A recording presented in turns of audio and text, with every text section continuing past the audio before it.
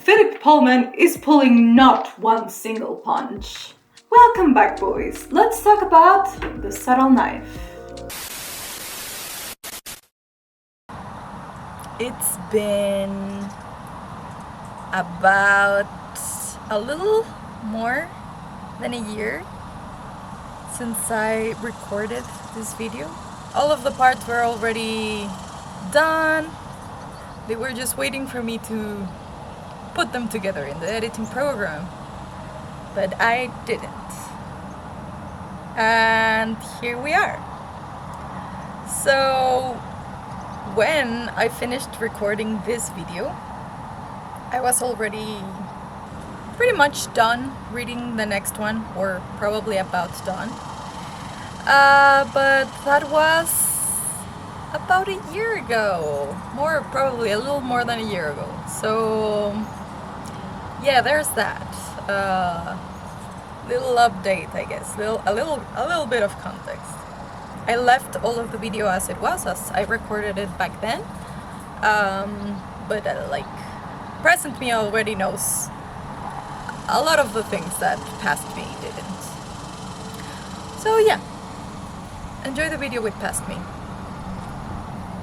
How rude of me, I didn't even invite you to sit. Please do. Grab some water, hydrate yourself, for goodness sake, the world out there is burning. I also just wanted to say, just look at this cover. I haven't been able to stop looking at it.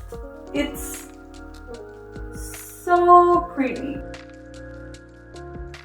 And I don't necessarily mean the illustration, but just the color combination. It's so nice. Yellow and blue are literally my happy colors as like a combination.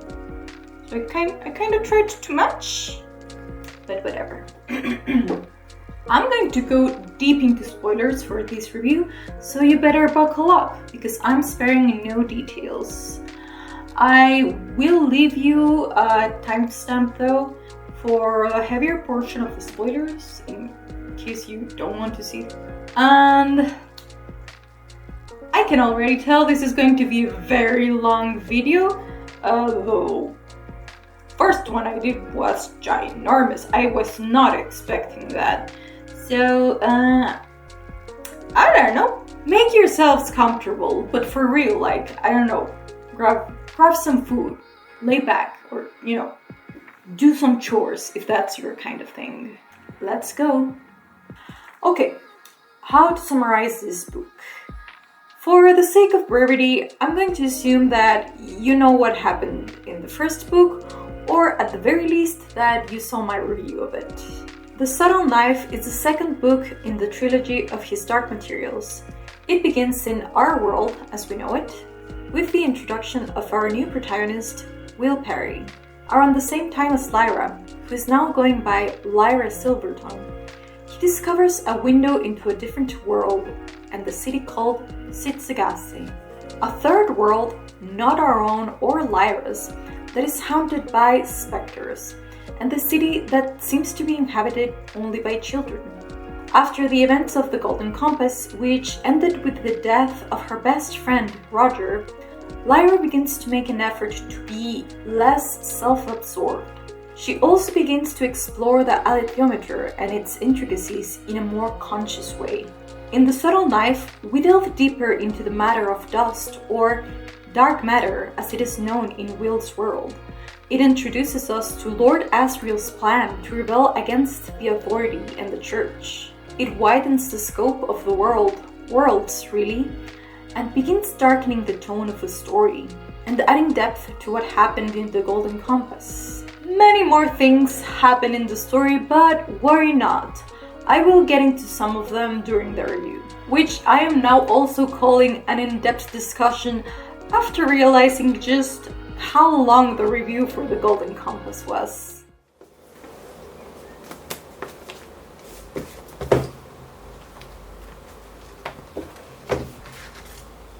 Oh, this one had the biggest impact on me, and I revisit this one the most. For this review, I will be drawing Lee Scoresby and his daemon, a shabby hare called Hester. As I was planning what and how I should draw what I wanted, I quickly realized that I was going to run into a pretty big issue. I usually don't have a problem imagining how characters look, and when I draw them, I more so look for references similar to what's already in my head. But as I was reading, I kept imagining him as a weird, shifting amalgamation of his portrayal in the 2007 movie, the one in the new series, and a third, nebulous idea that changed features every other paragraph. But I did gravitate a lot towards imagining him as a blonde cowboy. He's described as lean with a thin black mustache, and it's noted that his mother was Navarro. Further from that, we don't have much, but after some research, I found he's around 59 years old. With those things in mind, so began my journey of trying to decipher how I was going to draw Mr. Scoresby. I took a lot of inspiration from old Western movies and old photos of cowboys, but tried to keep in mind that Lee mostly works in Arctic regions. Coming fresh from the Golden Compass and into this story, the tone shift felt like whiplash. We start in our world, Will's world, which I think, and don't quote me on this, that is set in the late 90s, early 2000s. And immediately things to me felt familiar, from the way people are speaking to how things are referred to the narration alone. Because in Lyra's world, things that we might know here may have a different name there and are not just made up concepts. But things like, say, electric light, it might be the same thing, electric light, but the story might be referring to them by a different name, but because we don't know the world, we kind of don't know if it's a new kind of energy or something different. The beginning of The Subtle Knife for me felt like it almost belonged to a completely different series, but I was immediately pulled into the story because we lack so much information. There's an air of mystery to the beginning. Here's what we know. Will's mother has some kind of mental affliction. Will leaves his mother with his old piano teacher because there's no one to take care of her. He goes back to his house to retrieve some important letters that the men who have been accosting him and his mother are searching for. But most importantly, in an effort to escape these men who are now at his house and keep the letters safe, Will accidentally kills one of them. And this is how chapter 1 ends. I can honestly say I was more interested in this book than I was with Golden Compass from the get-go. And gosh darn it, I was so excited to read on. Lyra, as we know, is a very strong-willed child in the first book. Wherever she goes, she makes her presence known. But I think she finds her match in Will, who, while not as outspoken as Lyra, holds himself strong in his own way and is not swayed by Lyra's leadership like other children have been. Both of these kids have been through a lot in their short lives and have developed skills to help them navigate these situations. But the skills that they have are vastly different from one another. To get out of trouble, Lyra has learned to talk herself out of it, lie and manipulate people into thinking what she wants or seeing her in a certain light. Will, on the other hand, has learned to be self-sufficient and blend into the background so no one will take notice of him. It was incredibly satisfying watching them interact for the first time in the city of Shitsagase. A lot of things in that world are unfamiliar to Lyra, like stoves and refrigerators and canned food.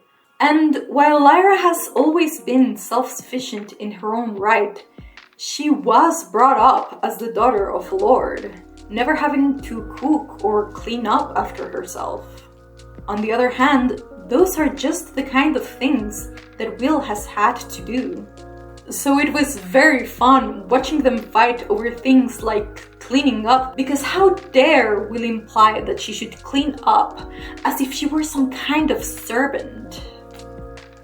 It was very funny. I think they bounce off each other wonderfully, and their interactions were one of the things I enjoyed the most about reading the book. And even when Lyra later on in the story makes a grave mistake and becomes much more subdued, her and Will still bounce off each other marvelously. It's very sad to see just how much Will has had to fend for himself. When he was a baby, his father was lost on an expedition to the Arctic, and his mother, in the last 2 years of his life, has become less and less able to take care of him. It's not clear in the book if what's happening to his mother is a normal mental ailment, or if it's connected to the matters of dust and all the other things happening in the story. Though it is slightly implied that what's going on with her, it's not 100% natural. Will's skills to remain hidden come to be because he knows if people start taking notice of him and start asking questions about his life, they'll know that his mother is barely able to take care of him and will take her away. There's this part in the book about how Will started to realize fairly quickly that his mother's mental state was not well, and he realized that he was going to have to take care not only of himself but of her as well. And so in the less and less frequent moments where his mom is coherent, Will starts asking her how to cook or how to wash clothes and other things that he might need in order to survive. He is so responsible, but this strength that he has to him is just heartbreaking. His relationship with his mom, while very sad, is also incredibly tender. He is so sweet in his caring for her, but it just breaks my heart because, while we know that the world is not fair, we all know this, he shouldn't have to take on this responsibility. And while he does a wonderful job at it, it shouldn't be his job. There's this part in the latter half of the book where we understand that great part of his desperation to find his father is because he feels like once that he finds his father, he'll be able to rest and be a kid again. Like, he doesn't think it in those exact words, but it is very clear in the text that is one of the biggest reasons why he's looking for his father with such fervor.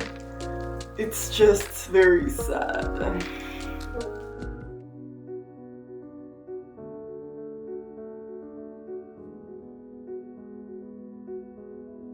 Kitagase, it's such an interesting place. Since the first book, we have known of this place. It was that distant image people could sometimes see inside the aurora. This beautiful place with broad boulevards, sitting by the sea's side. It's almost paradise in its presentation, and I think it is to an extent, once we finally enter Kitagase. Here, Will and Lyra, but mostly Will, find a safe haven. They find the peace and calm they've been lacking for a long time. Somewhere they can rest, if only for a moment. This place is all but abandoned, but for the occasional children who roam around.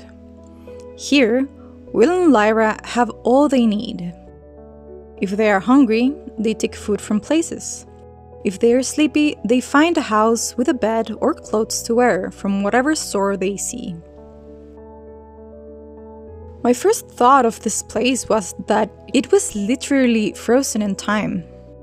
It gave me the impression that people had just disappeared from one second to the next.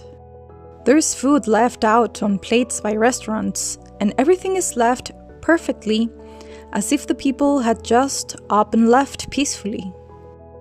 But it was pretty hard to ignore no matter how peaceful the narration makes Shitsagase seem, that an empty place with all of the comforts within reach is just a darkness waiting to be unveiled. Still, I couldn't help but appreciate this place for the respite it gave the kids, even though I knew the other shoe would drop.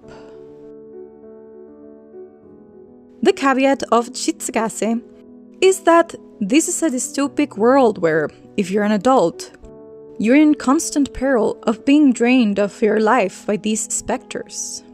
Dark, misty creatures that feed, as I understand it, on the zest for life that people have. Their interest and curiosity and their want to know how the world works. Children can't see these specters, which is rather interesting, but there's no real explanation as to why they can't. And if there is, or it was implied in the text, I definitely missed it. I have some theories as to maybe why this is, but nothing more than that. Shitsagase, in the end, is a sad place. Beautiful and perfect, but abandoned by people and quite probably doomed to erode with time and from lack of care. But what happened with the world we left behind? Well, for one, Miss Coulter just keeps getting worse and worse by the minute. She's one step away from being the head of the church for how well she can manipulate the top men. Most of them, I'm pretty sure, are literally scared of her, which is, frankly, impressive to see. Anyway, she tortures a witch so she can get Lyra's secret prophetical name, which the witches have been keeping secret for decades out of her. But Miss Coulter fails when Serafina Pekkala murders the other witch. And I'm not going to go deep into it, but it was a very nice scene because the witches have a very different view of death, and they welcome it, and it is happy, and it is a great tidbit of lore, but we're not getting into it. The planet is going crazy, and the animals don't know what to do because cold places are hot and hot places are cold. The tides are going up and the magnetic fields are going insane. It's basically global warming. All of this is happening because, Lord Asriel broke the sky and opened the door and just left it there. And for some unfathomable reason, I keep loving Lord Asriel even though he's a bastard and clearly insane. This man is building an army to destroy the authority, which in Lyra's world is God, in case you missed the subtext, which is just such a wild concept to me. And because all of this is happening, the witch queens gather to have a council and allow Lee Scoresby to join in. Serafina Pekkala and a lot of the other witches decide to go after Lyra and make it their mission to protect her and help her along in whatever it is she's going to do. Meanwhile, Lee goes to look for Dr. Gurman, who seems to be in the middle of a lot of these mysteries since the first book, to look for answers to all of these things that have been going on. In the group of witches going after Lyra, we have two other key players. Bruta Scary, another witch queen who's in love or greatly admires or really obsessed with Lord Asriel. She decides to go after him and assist him in whatever it is that he's doing. And another witch that Serafina insists should come with them to the other world because years ago she was in love with Dr. Gurman, but he rejected her, and now she wants to kill him. So Serafina says, look, I respect that, but right now we can't afford to lose Dr. Gurman before getting answers, so you better come with us to the other world. So you won't be tempted to kill him before we get the information. Lee goes in a whole investigation to try and find out just who Dr. Gurman is and why he keeps popping up in the middle of this mystery. Eventually, Lee does find Dr. Gurman in a tribe of Tartarus as a shaman of theirs. But everyone, all of our players, are aiming to go through the rip in the sky, including Dr. Gurman once Lee finds him. And so, what are we doing in Will's world? There's really a lot going on here.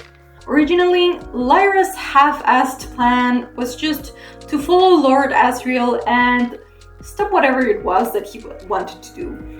Her reasoning because it was probably evil, which it's a very fair reasoning. It's very sound.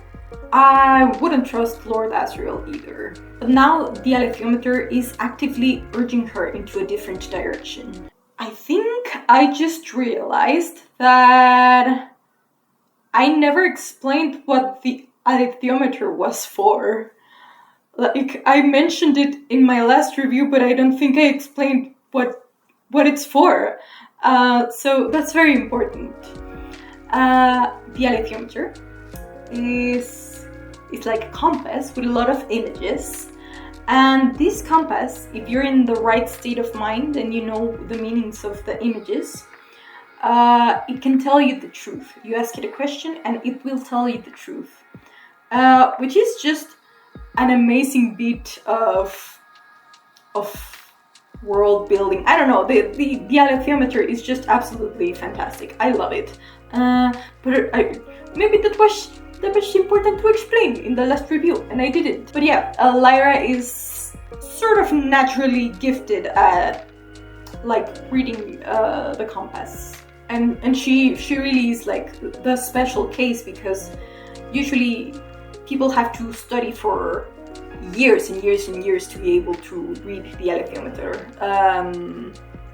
And that's why she's special. Anyway, here are our moving pieces in Will's world. We have the people after Will and the letters of his father, which was the last communication that he had with anyone before he disappeared completely.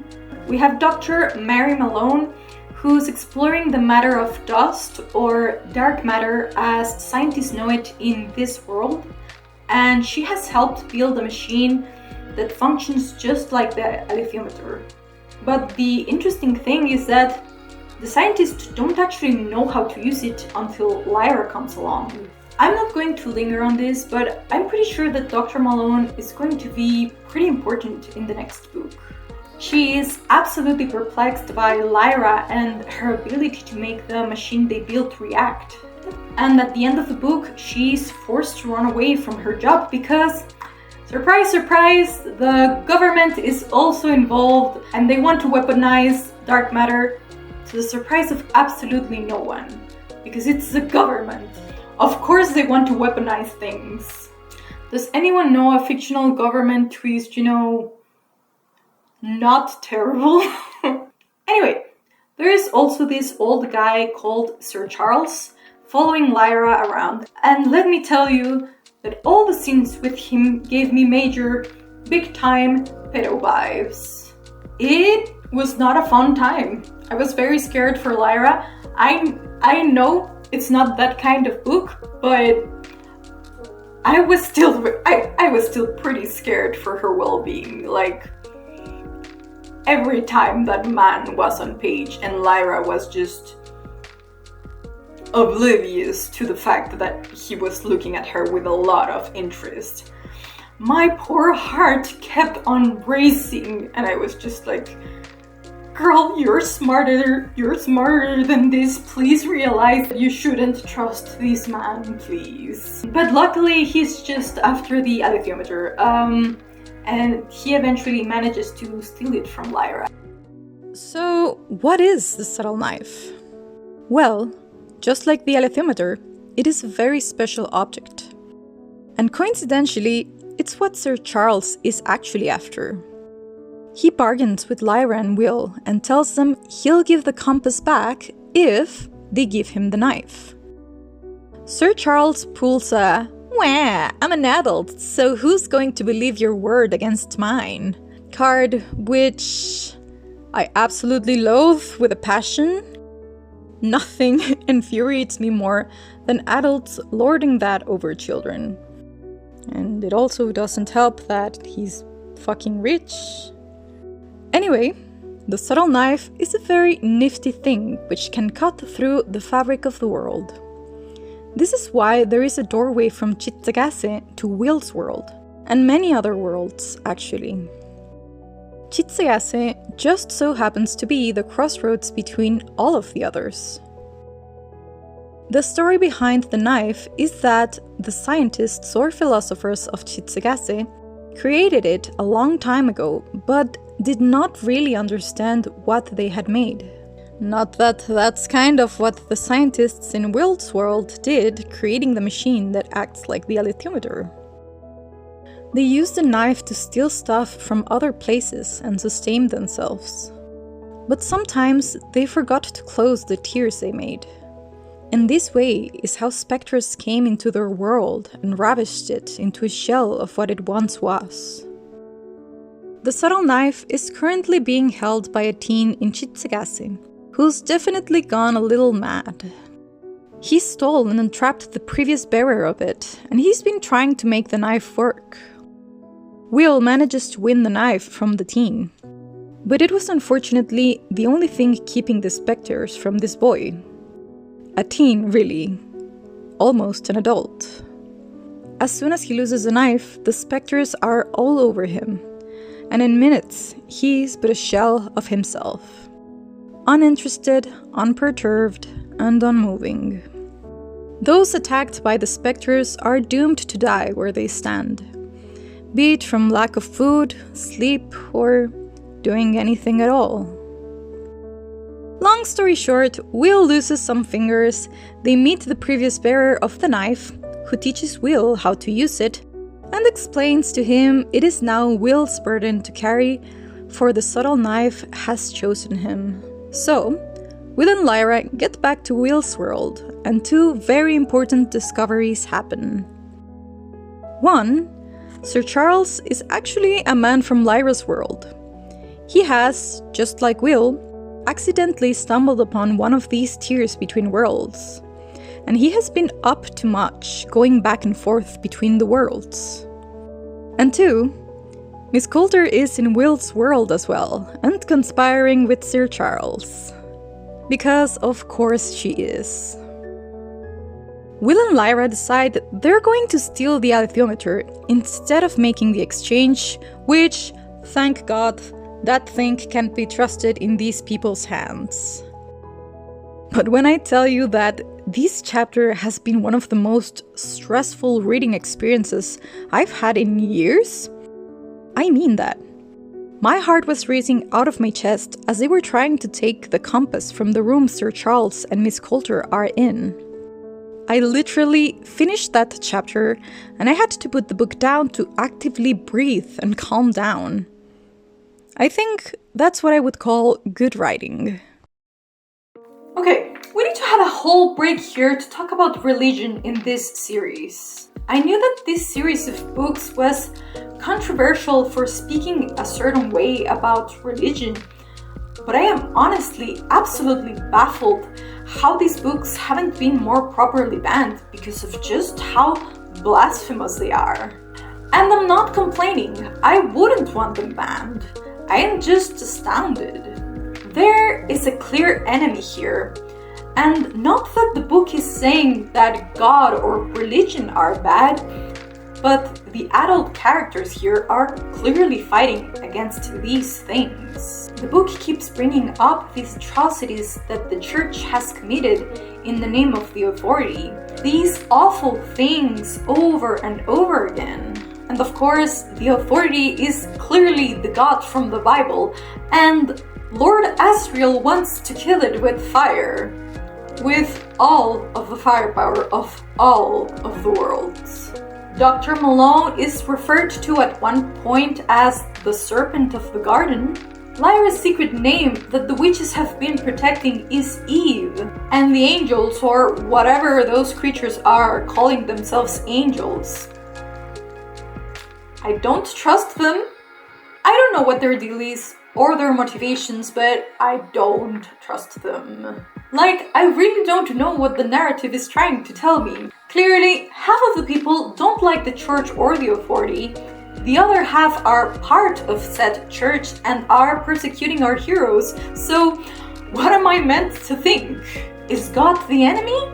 And then dust, which I really thought I could trust as an objective entity, turns out to be the angels, and it's been getting more and more opinionated as the story goes along. There are forces at play here, pushing and pulling at Will and Lyra, and not just Dust, but the witches and every other random lady and her cat. And I just don't know how to feel about this. I don't know where we're headed, and I really don't trust anyone. It just feels like these kids have no choice whatsoever in what's going on, and they're being hurted somewhere, and there's nothing they can do to stop it. Let's get back to Lyra and Will, because while I've been explaining a bunch of other things, I'm pretty sure Lyra and Will have become soulmates. And I do mean that. I firmly believe that Lyra and Will are soulmates.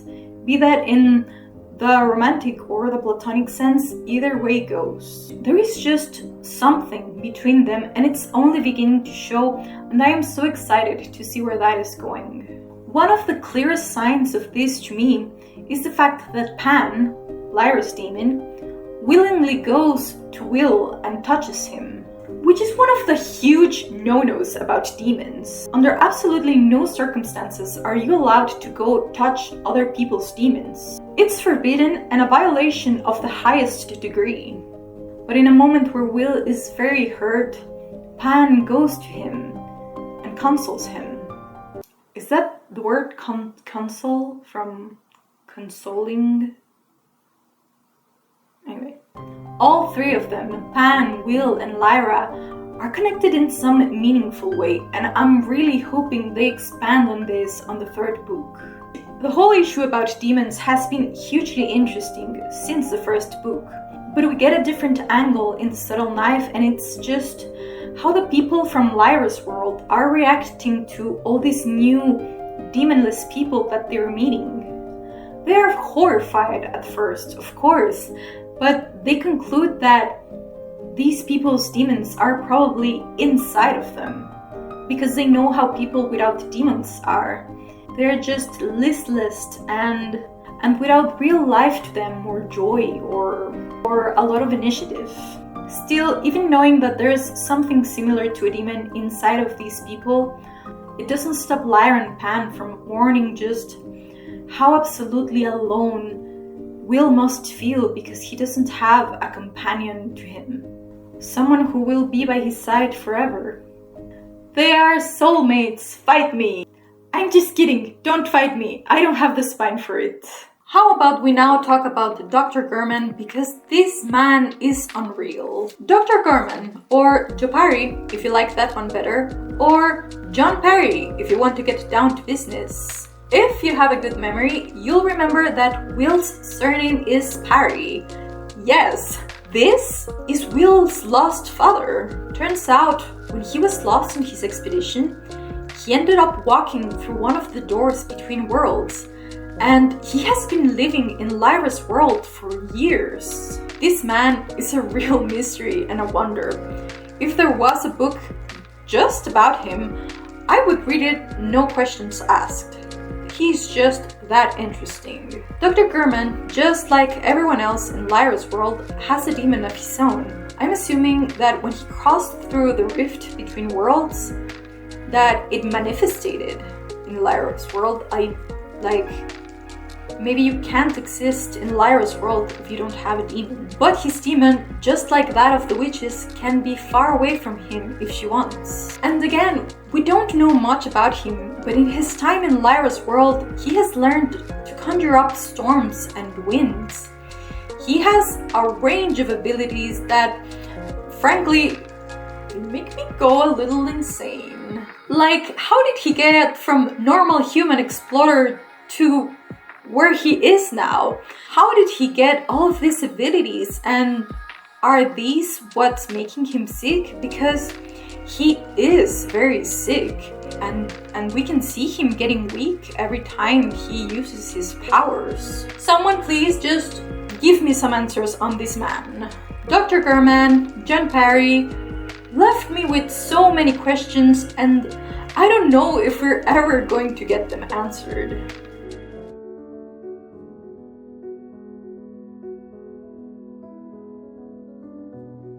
And now I need a whole section to talk about chapter 14 and Lee Scoresby. This chapter gave me all. It made me wonder and cry, and it hit me so very hard. It was my absolute favorite chapter of the whole book, so that's why I chose to draw a scene of it for this video. In this chapter, Dr. Gurman and Lee find themselves in Chitsegase, trying to escape from 4 armed zeppelins on Lee's little balloon, which have been sent by the church. This whole chapter is fantastic, with Dr. Gurman calling up winds and then a storm and lightning to get rid of the zeppelins. Once they get to the ground to hide in the forest, Dr. Gurman, I don't know, astral projects, dream walks. He does something from far away and uses his demon to conjure up thousands of birds from the forest and makes them take down another of the zeppelins. And all the while, there is Lee in this strange sort of dream, following along and being confused. Is he dreaming? Is he not? He is so terrified, but takes everything as it comes and just moves on. I loved how the whole dreaming sequence was written and how it made me feel, almost like I was there with them, flying alongside thousands of birds. But all their efforts are not enough, for they are now running on foot from the one remaining zeppelin and the men chasing them, as the forest around them is consumed by fire started by their pursuers. And so Lee sends Dr. Gurman away, makes him promise that whatever he does will be for the protection of Lyra. And he stays. Lee, who all this time, while he has been a good person, is interested in his own safety and future above all. Lee, that somehow, despite knowing Lyra for such a short time, loves her like a daughter. And he does do this one grand final stand. And his demon Hester has to remind him again and again that he needs to be in the here and now and not daydreaming, because there are bullets flying around and he's bleeding out.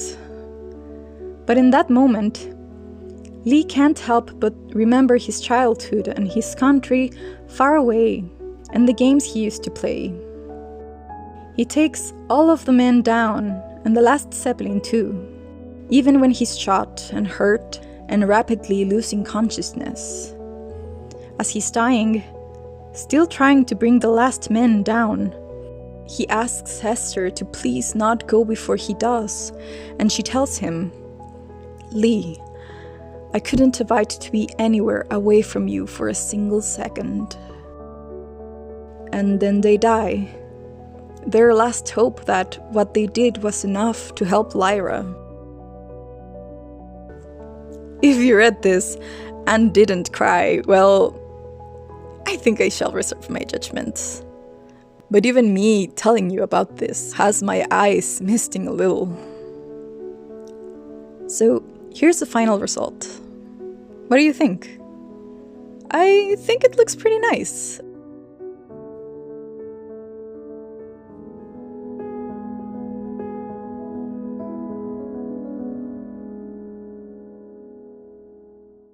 And at the end, well, it all goes to, and excuse my French, shite. The witches have found Lyra and Will and are now following them, I think, towards Lord Asriel's direction. Will's wound from the fight for the knife is not healing, and he keeps losing blood and getting weaker by the moment. Miss Coulter, who is hot on their heels, captures one of the witches and manages to extract literally every bit of information out of her. Just as Will is feeling more despairing than ever, he walks off alone to the top of the mountain. And at the top of the mountain, he finds there Dr. Gurman, who tells him of his fate as the bearer of the subtle knife. And then, as Dr. Gurman lights the lantern, they know. This is John Parry. This is Will. They are father and son.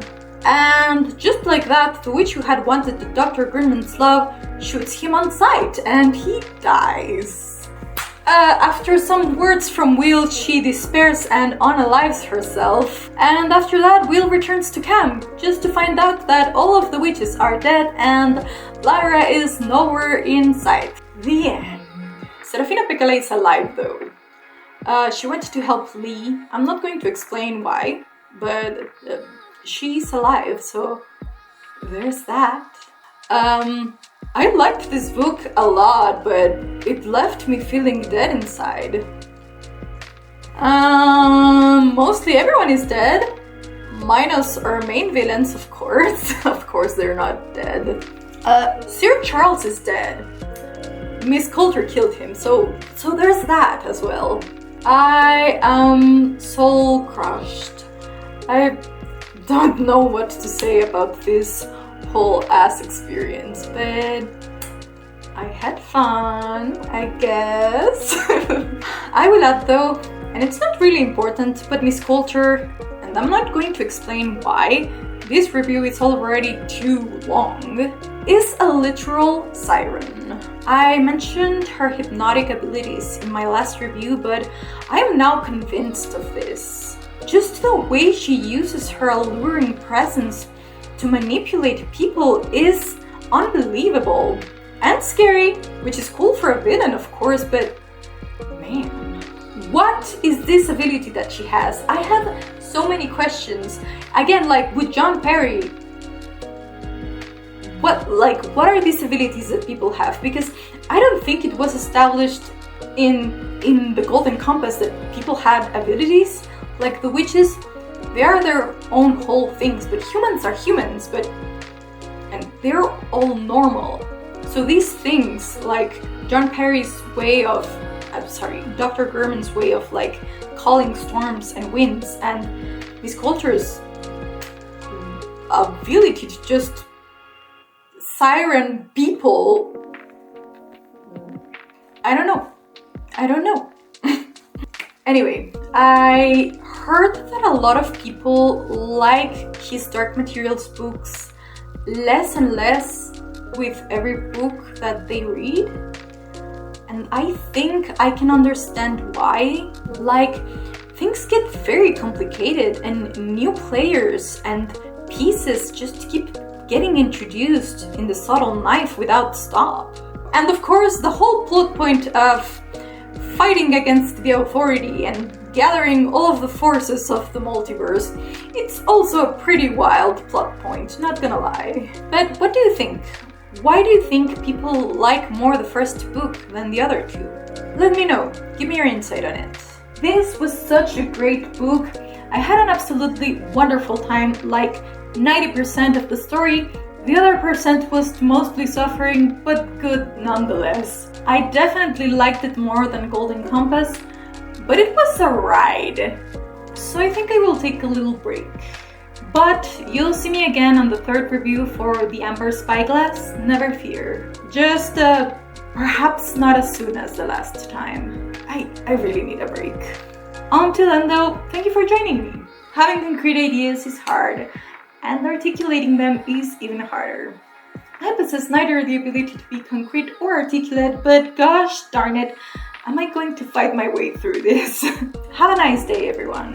Also, can anyone explain to me whose these Dark Materials are?